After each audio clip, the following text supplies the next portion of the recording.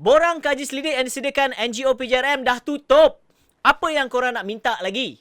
Setakat ini, apa yang dimaklumkan, data-data yang terkini akan aku kongsikan kepada korang. Dan seramai 99,335 pencarum yang telah mengisinya. Mungkin ada di antara korang menganggap benda ini bukan perkara yang orang kata serius ataupun anggap macam main-main. Okey, dan bukannya orang kata permohonan untuk memohon, okey, KWSP 2.0 bersasar. Yes, betul. Tetapi data ini nak dikumpulkan, nak membuktikan, nak mempresentkan kepada atasan bahawa inilah pencarum-pencarum yang tercicir, pencarum-pencarum yang terkesan. Sebab itu statement ini yang aku nak maklumkan kepada korang oleh Tuan Azmi, tapi aku tak akan baca secara keseluruhannya, tetapi secara fastly aku akan tunjukkan kepada korang lah.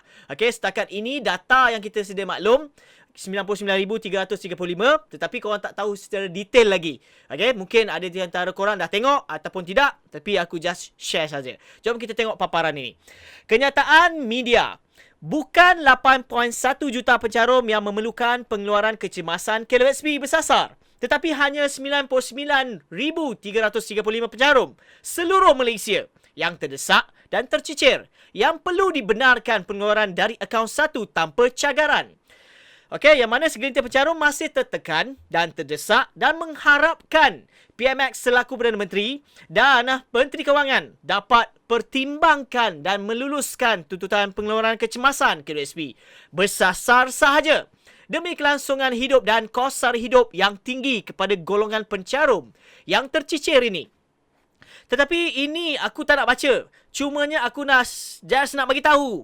Okey, mungkin korang nak tengok data-data secara fastly lah. Okey. Kalau kita tengok ini laporan kaji selidik yang telah dilakukan oleh NGO PJRM dan setakat ini yang mendahului, yang leading, okey, iaitu Selangor. Tetap Selangor. Okey. Diikuti dengan Johor, okey, Sabah, Perak, Kedah, Sarawak, wilayah Persekutuan Kuala Lumpur, Penang, Negeri Sembilan, Melaka, Pahang, Terengganu, Kelantan, Perlis, Labuan dan Putrajaya. Dan seterusnya kalau kita lihat kat sini jumlah baki akaun 1 versus baki akaun 2 pencarum yang mengisi borang kaji selidik. Okey, yang paling ramai kalau kita tengok sini yang mempunyai baki sekitar 10,001 ke 50,000. Dan kalau kita tengok jumlah baki pencarum mengikut akaun 1 dan 2. So kalau kita tengok dekat sini, ini akaun 1, ini akaun 2. Mana kalau kita tengok yang paling tinggi sekali 61.6%. Okey, yang mana kalau kita lihat kalau setakat ini 61, yang paling banyak sekali lah akaun 2, 3,000 ke bawah. Okey, yang lain semua sikit lah. Macam ni 2.3%, okey, 50,000 1 ke 100,000 dan sebagainya lah. Korang boleh tengok kat sini lah. Dan kalau kita tengok akaun 1 bagi mereka yang paling tinggi sekali 40.5%. Okey, yang mempunyai 10,000 1 ke 50,000. Paling ramai lah. Okey, yang paling sedikit kalau kita tengok 3.1%, 200,000 1 ke atas. Dan status pencarum, status pekerjaan dan status caruman. Kalau kita tengok sini status pencarum, okey, yang paling tinggi 72.3%. Okey, mereka adalah yang berkahwin. Okey, maksudnya tertinggi yang berkahwin, yang meminta. Yang lain-lain ini bujang, ada ibu tunggal, ada surumah, okey, dan sebagainya, bapa tunggal. Dan status pekerjaan, kalau tengok yang paling tinggi, kalau tengok 56 ni, tak silap aku 56.6%. Mereka adalah tidak bekerja dekat sini. Okey. So banyak kiranya paling tinggi jugalah, okey, bagi mereka yang tidak bekerja.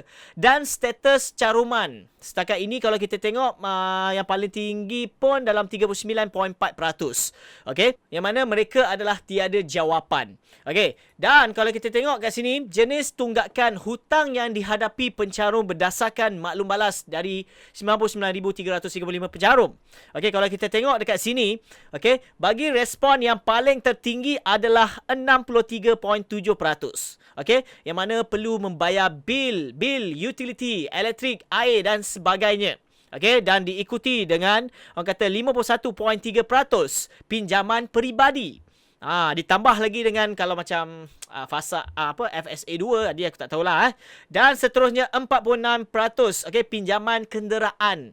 Okey, dan diikuti dengan 37.7%. 72. Okey, yang mana sewa rumah.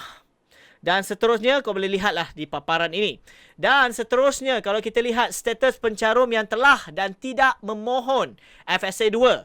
Okey, 92.7% yang mana mengatakan tidak memohon.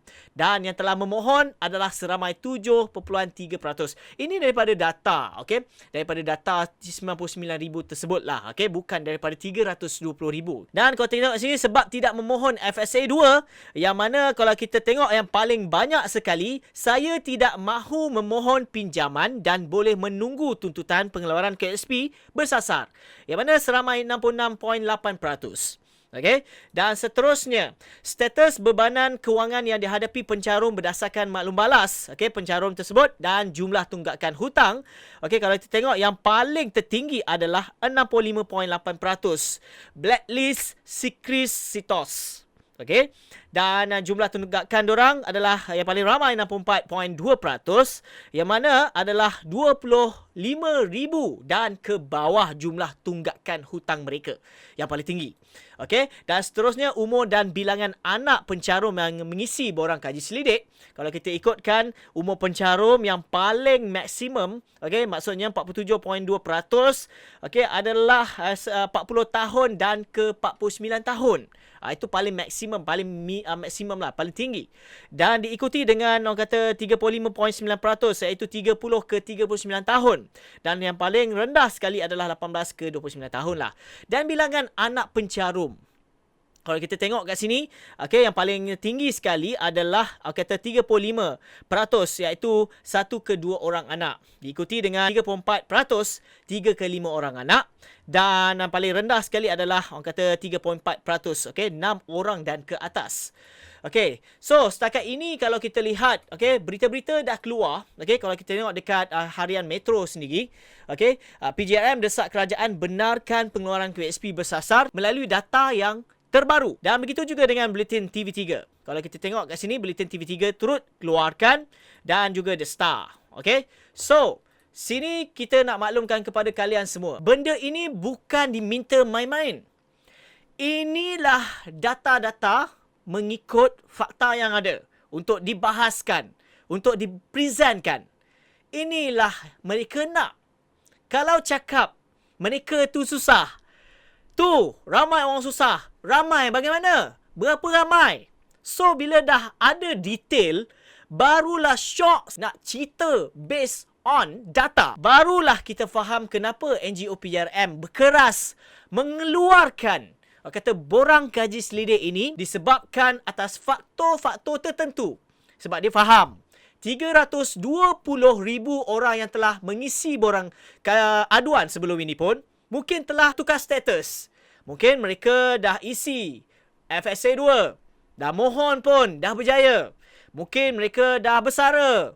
Mungkin mereka dah, orang kata, mungkin ada di antara mereka meninggal dunia. Kita tidak tahu benda ni. So sebab itulah mereka nak kaji balik apa data yang terkini pencarum-pencarum yang betul-betul nak memohon tuntutan KSP 210 bersasar.